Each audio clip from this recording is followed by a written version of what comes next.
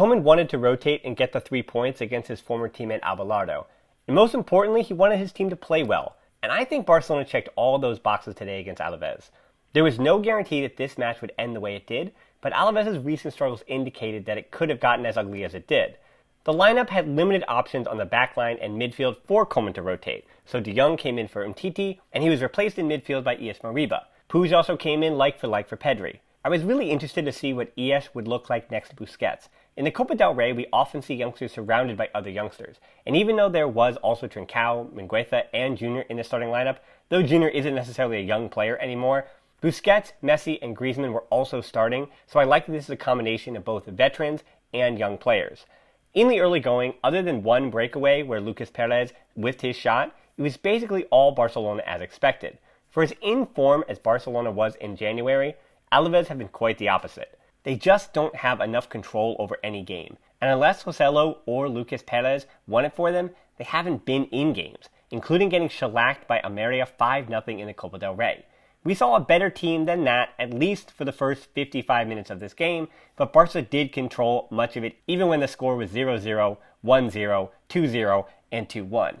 Trincão had some early looks, but by the 25th minute, Alaves were looking a bit more respectable. Busquets has been much better against lower-level competition this season, and that was no exception today. He won balls well, but his pace in defensive transition continued to be an issue. In this case, though, when he's flanked by Ilaix and Puig, both of whom are regularly just out of defensive position where they need to be when Barca turn the ball over, Barca controls so much of possession and the flow of the game that Busquets getting caught out can be rectified by hard work by others and a willingness to race back, which we saw Ilaix Moriba and Puig do aplenty today, as opposed to the circumstance when you're against better competition and you must be in the right spot from the beginning. But I do think that that's expected from the young players, but also from Busquets, but we don't learn anything new about Busquets, and the inexperience of Ilaix and the defensive frailties of Puig in the transition continued to be expected. Barca were moving the ball really well, and they earned their first goal. Messi started the move on the right, but once the ball was rotated back to the left, he and Puig both moved centrally, and that left Mingueza wide open to go at Duarte, who was hobbled earlier in the match, Mingueza in a one-on-one situation. His cross got to the other side via Griezmann and the feet of Ilaix, who fed Trincão for the powerful low and hard finish. For Trincão, his second goal in 3 games.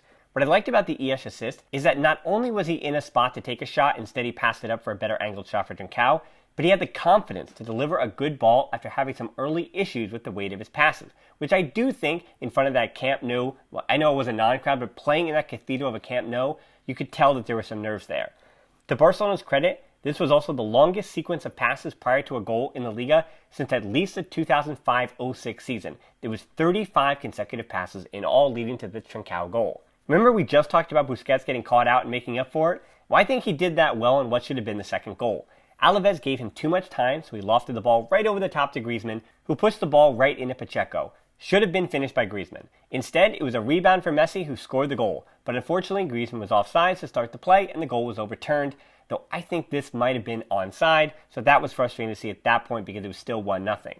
It was 2-0 right before the halftime whistle. Busquets' line-breaking pass to Messi, who dribbled himself to a preferable spot at the top of the box, then dribbled to his left and let it fly with his patented left foot, off the post and in. As I say with Messi goals, this is probably a golazo for most other players, but for Messi, it's just on the doorstep of being what I would call a golazo. Messi, his 14th goal of the season with this one. And Busquets reminding you that against these opponents near the relegation zone in La Liga, Busquets can still be the legend that he is. And he did his job, and he earned his rest. So Samuel Umtiti comes on for him at halftime. That pushes De Jong into the pivot and Lenglet on the right, but offensively, as Barcelona were for much of that second half controlling the game, it was really a 3-4-3 with De Jong dropping deeper than Mingueza and Junior. While there wasn't much offense for Barca for the first few minutes of the second half, with Lucas Perez getting an opportunity for a near-post shot, it may not help much, but Umtiti was there for it and might have to play against PSG, and I understand why Koeman wouldn't want Sevilla to be the last thing in Umtiti's mind. But Umtiti and company couldn't keep the clean sheet. The 2-1 came. We discussed how Busquets not being in the lineup can be a worry, and it's without him that Rioja gets a goal. So much of this goes on Ilaix, unfortunately, passing right to Rioja, and there was little Lenglet could do without pulling him down for the red, and little Ter Stegen could do as Rioja came barreling in. That's just not the place you want to give the ball away. Ilaix are going to learn from this, and especially not in that fashion. Hopefully a learning experience, as we've said. Also interesting to note, Rioja's only 2 goals of his career have come against Barcelona. 62nd minute, Messi the little dink to Trincão, and Pacheco stuffs him. Ilaix was wide open, and while I don't think Trincão saw this, I am thinking that Ilaix may have been offside here. Trincão, though, was always thinking shot, and I think that's okay with the run of form he's in at the moment, as in he had just scored 2 goals. Moments after that is a great one-touch play by Messi alongside Puig and Ilaix, and another shot comes off for Messi. 64th minute, Pedri on for Ilaix. I keep mentioning it, but this was pretty good for his debut. His attacking level was raised by his superior teammates from Barca B, though there were some things to work on, obviously. The pass on the Alaves goal can be a one-off mistake, but I do hope that his defensive positioning over the course of the game can get a little bit better. I also hope to see crisper passing, but I was relieved to see his offensive positioning and first touch were up to snuff. His positional play reminded you that both he and Puig, along with Busquets, all look like they spent time in the academy, which they all did, obviously. I thought he was also good in the air, and I think Culés can be happy with his La Liga debut. 2 minutes later, what a great goal this might have been. Pedri line-breaking pass to Junior to Messi, and a one-time lift to Griezmann for what would have been an excellent finish. But instead, Alaves were able to stick around. And they did find their spots, Alaves, occasionally when it was 2-1. Umtiti, though, covering well, and Osuelo was always prowling. Next subs in the 72nd minute, Dest and Pjanic on from Migueta and De Jong, so like for like, and good to give both of them some minutes, that being Dest and Pjanic, prior to PSG, where they will most likely both feature, Dest possibly even starting, so with his injury layoff, it's good to see him get his legs warm again. Now we've got the 3 quick goals in a matter of about 6 minutes. First one was Pedri to Messi, Pacheco out to it, and Trincão finishes his brace. The first brace for the 20-year-old Portuguese winger in his professional career. Not to say he's hit form, but scoring goals was the thing that we were waiting to happen, and just as we said, it seemed like the dam has now opened up, and Trincão has the confidence to put the ball in the back of the net, and that could pay big dividends for some games here in the spring as we continue on in the season.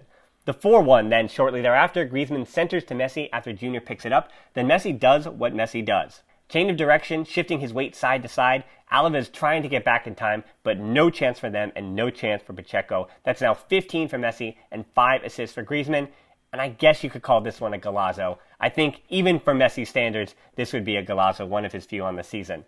5th goal then for Barcelona comes. Pedri again recovers it, doing that hard work in midfield. It's incredible that even though Pedri is so much younger than Puig, his defensive positioning is just so smart. So he's able to get these recoveries and put Barcelona on the front foot, returning the ball back to Puig, to Messi, to Griezmann. And what a wonderful cross from Griezmann, his 6th in La Liga. Over to Junior Firpo for the goal, easy tap-in, and the first goal of the season, his 2nd in a Barca shirt for Junior Firpo. Griezmann then takes a seat in the 81st minute for Ousmane Dembélé, coming in on the left and Trincão staying out on the right. Good to have an ambidextrous player in Dembélé who can play both wings.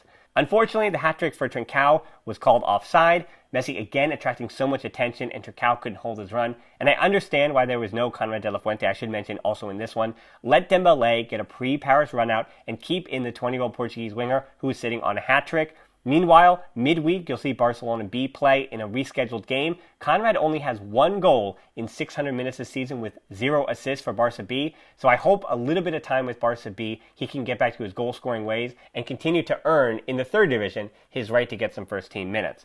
So all that said, I think this game checked all the boxes. Messi is feeling good, 3 points, Trincão kept scoring, Puig got a full game, Ilaix Moriba did make a big mistake, but he wasn't punished by the scoreline, and he also got his first assist in his first La Liga game. The backline looked stable and was rotated and only allowed the Ilaix giveaway goal. Dest and Pjanic got some minutes, Busquets got to come out at halftime, and you hope the Blaugrana can take some of this confidence from that dominant scoreline into the game against PSG. Before that match, we've got a preview podcast coming, another YouTube preview breakdown, and plenty of nerves to work through. So until then, Forza Barca.